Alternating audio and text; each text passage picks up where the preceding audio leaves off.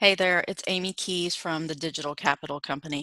In this video, I'm going to talk about 5 steps that virtual business owners can follow to choose the right online tools.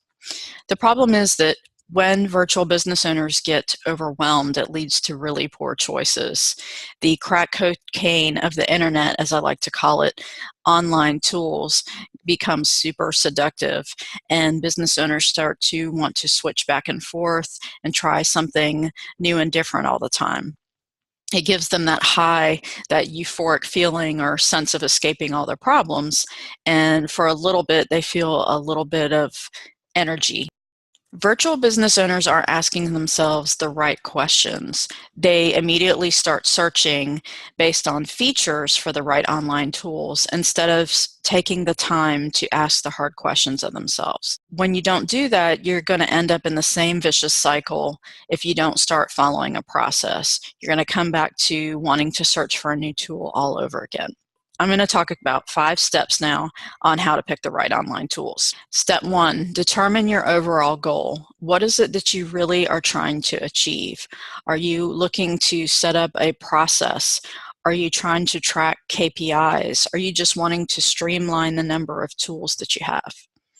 Number 2, the pros and cons of what you have now. Why is it that you think that you need a change from what you're currently doing? Write those reasons down. And what do you like or dislike about the current tools that you're using as well? List all of the things. It could be small, a big reason. Write all those pros and cons down so you have a good list for later. Step 3 is talk to your team. This may seem like an obvious step, but a lot of times business owners are just worried about trying to make the right decision, and they're forgetting to really sit down and talk with their team members. Really, you need your team members to have buy-in to any change you might be wanting to make. So if they're involved from the beginning, it can make that process a lot easier. And you have owner needs for a new tool versus what the team might need.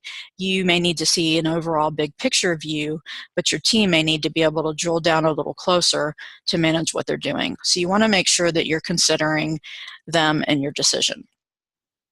Step 4 is to avoid comparison confusion.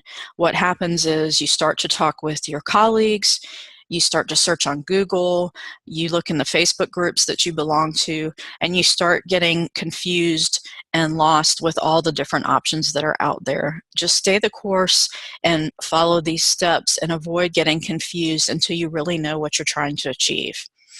And the last one, step 5, is put your sunglasses on. Avoid the shiny tools. Bright and shiny is not always best, and something new is not necessarily appropriate for your business. Don't get caught up in a new deal somewhere or going down the rabbit hole of searching on the internet. Just stay the course and wait until you know exactly what you need, and then you can maybe look at some of the new tools that are out there. So that wraps up our 5 steps. If you're new here, I encourage you to subscribe. And if you're brave, leave a comment and tell me what you think is the average number of online tools that a virtual business owner is using. Leave a comment and I look forward to seeing what you think. I'll see you next time.